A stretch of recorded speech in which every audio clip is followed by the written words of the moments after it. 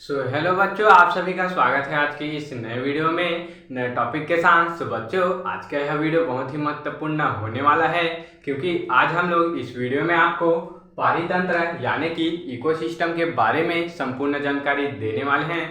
बच्चों, आप इस वीडियो में अंत तक जरूर से बने रहिएगा। चलिए बच्चों, अब हम बिना किसी समय गंवाए इस टॉपिक को स्टार्ट करते हैं। बच्चों, देख सकते हैं पारितंत्र यानी कि इसको पारिस्थितिक तंत्र भी कहते हैं। बच्चों, पारितंत्र यानी कि इकोसिस्टम को सबसे पहले हम समझते हैं। बच्चों, देख सकते हैं हमारे पर्यावरण में दो प्रकार के घटक पाए जाते हैं यानी कि जैविक घटक और अजैविक घटक। बच्चों, दोनों घटक के बीच पारस्परिक जो संबंध होता है उसका अध्ययन ही पारितंत्र कहलाता है। बच्चों, देख सकते हैं इसको परिभाषा के रूप में अगर बोले तो हमारे पर्यावरण में दो प्रकार के घटक जैविक और अजैविक घटक होते हैं और उनके बीच के संबंध को ही पारितंत्र यानी कि इकोसिस्टम कहते हैं। बच्चों, इस प्रकार हमने पारितंत्र को अच्छे तरीके से परिभाषित कर लिया है। बच्चों, अब हम इस पारितंत्र के अंदर तालाब का पारिस्थितिक तंत्र को समझेंगे। बच्चों, देख सकते हैं किसी भी तंत्र में, किसी भी पारिस्थितिक तंत्र में मुख्य तीन घटक होते हैं। पहला होता है उत्पादक, दूसरा उपभोक्ता और तीसरा अपघटक होता है। बच्चों, हम इसको समझने से पहले इसके बारे में कुछ जानकारी लेते हैं। बच्चों, अब उत्पादक क्या होता है? उत्पादक एक ऐसे पदार्थ होते हैं या फिर एक ऐसे शैवाल या फिर प्लवक होते हैं जो कि स्वयं ही अपना भोजन का उत्पादन करते हैं यानी कि यह किसी पर भी निर्भर नहीं रहते हैं। और बच्चों, उपभोक्ता के अंदर तीन उपभोक्ता आता है, प्राथमिक, द्वितीयक और तृतीयक उपभोक्ता। यानी कि बच्चों, देख सकते हैं ये उपभोक्ता होते हैं, ये जो उपभोक्ता होते हैं वह दूसरों पर अपने भोजन के लिए यानी कि अपने जीवन के लिए निर्भर रहते हैं। और बच्चों, अब घटक यानी कि यह जटिल कार्बनिक पदार्थ को सरल कार्बनिक पदार्थ में तोड़ने वाले एक जीवाणु होते हैं जो अपघटक कहलाते हैं और यह क्रिया अपघटन की क्रिया कहलाती है। बच्चों, अब हम तालाब के पारिस्थितिक तंत्र को समझते हैं। बच्चों, देख सकते हैं सबसे पहले आता है उत्पादक यानी कि बच्चों उत्पादक क्या होता है? बच्चों, देख सकते हैं ये तैरने वाले सूक्ष्म शैवाल, प्लवक, स्पायरोगायरा, छोटे छोटे जल निगमन व जल स्थलीय हरे पौधे होते हैं। यानी कि बच्चों, देख सकते हैं ये तैरने वाले सूक्ष्म शैवाल होते हैं और प्लवक, स्पायरोगायरा यानी कि यह भी एक सूक्ष्म शैवाल का नाम है। बच्चों, यह छोटे छोटे जल निगमन व जल स्थलीय हरे पौधे होते हैं। यानी कि बच्चों, देख सकते हैं यहाँ पर जल निगमन और जल स्थलीय कहने का तात्पर्य यह है जल निगमन यानी कि यह जल के अंदर उपस्थित होते हैं। तालाब में जल के अंदर उपस्थित एक हरे पौधे होते हैं जो कि चमकीले चमकीले से होते हैं, जो तालाब के अंदर में उपस्थित होते हैं। और जल स्थली यानी कि यह तालाब में भी उपस्थित होते हैं और स्थल में भी यानी कि किनारे में भी उपस्थित होते हैं। जैसा कि आपने देखा होगा कि तालाब के किनारे में कुछ पौधे होते हैं जो कि तालाब के जल से भी लगे होते हैं और जल के बाहर यानी कि स्थल में भी लगे होते हैं, तो वही यह जल स्थलीय पौधे होते हैं। तो बच्चों, जो कि प्रकाश संश्लेषण की क्रिया के द्वारा अपने भोजन यानी कि कार्बोहाइड्रेट्स का निर्माण करते हैं। यानी कि बच्चों, देख सकते हैं यह जो छोटे छोटे जल निगमन व जल स्थलीय पौधे होते हैं, हरे पौधे होते हैं, वह प्रकाश संश्लेषण की क्रिया के द्वारा अपने भोजन यानी कि इनका भोजन क्या होता है? कार्बोहाइड्रेट्स होता है, तो यह अपने भोजन कार्बोहाइड्रेट्स का निर्माण करते हैं, वह उत्पादक वर्ग का निर्माण करते हैं। बच्चों, देख सकते हैं ये जो छोटे छोटे पौधे होते हैं, जो जल में पौधे होते हैं, वह प्रकाश संश्लेषण की क्रिया करके कार्बोहाइड्रेट का निर्माण करते हैं और यह उत्पादक वर्ग का निर्माण करते हैं। यानी कि यह सब उत्पादक वर्ग के अंदर आते हैं। बच्चों, अब हम उत्पादक को बड़े ही आसानी से समझ लिए हैं। अब उपभोक्ता को देख लेते हैं। उपभोक्ता को देख लेते हैं। बच्चों, देख सकते हैं उपभोक्ता के अंदर तीन आता है, पहला प्राथमिक, द्वितीयक और तृतीयक उपभोक्ता। तो सबसे पहले हम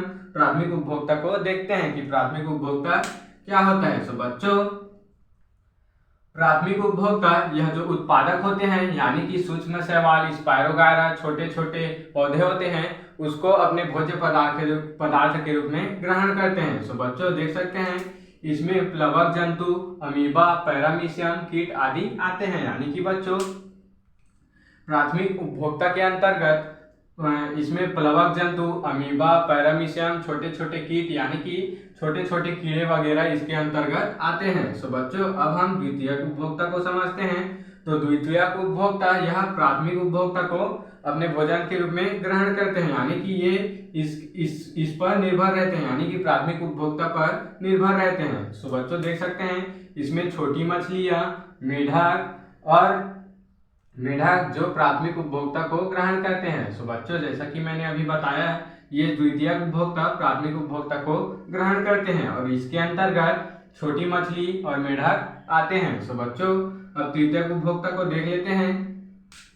सो बच्चों तृतीयक उपभोक्ता बड़ी व मांसाहारी मछली, जलीय सर्प, ये सब प्राथमिक व द्वितीयक उपभोक्ता को ग्रहण करते हैं। सो बच्चों देख सकते हैं तृतीयक उपभोक्ता के अंतर्गत बड़ी मछली आती है यानी कि मांसाहारी मछली आती है, और जलीय सर्प यानी कि जल में जो सांप वगैरह उपस्थित होते हैं वो आते हैं, और ये सब प्राथमिक और ये तृतीयक उपभोक्ता प्राथमिक और द्वितीयक उपभोक्ता को ग्रहण करते हैं। सो बच्चों इस प्रकार हमने उत्पादक और उपभोक्ता को बड़े ही आसानी से समझ लिया है। अब हम अपघटक यानी कि अपघटन कैसे होता है इसके बारे में जानकारी लेते हैं। सो बच्चों देख सकते हैं जंतु व पादप के मृत शरीर को विघटित कर भूमि में मिला देने वाले अपघटक कहलाते हैं, यानी कि अपघटक होते हैं। सो बच्चों देख सकते हैं जंतु के जो मृत शरीर होते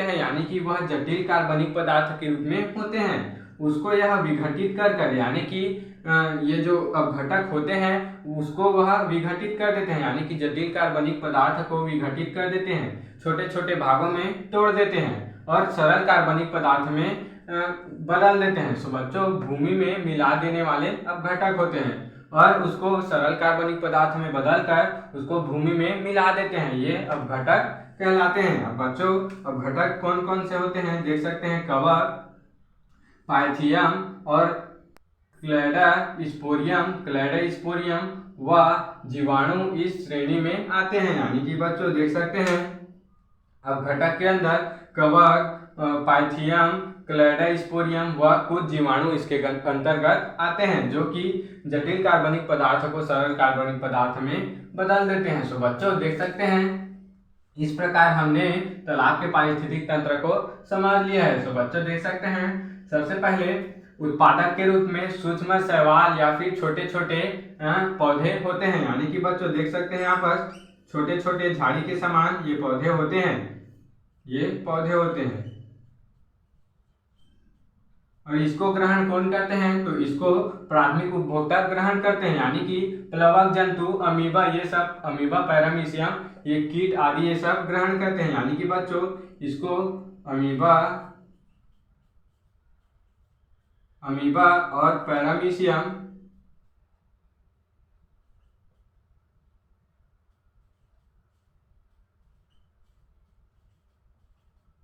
ये सब इसको पौधे को ग्रहण करते हैं, यानी कि उत्पादक को ग्रहण करते हैं। अब अमीबा और पैरामीशियम को कौन ग्रहण करते हैं तो इसको देख सकते हैं छोटी मछली और मेढक, यानी कि इसको छोटी मछली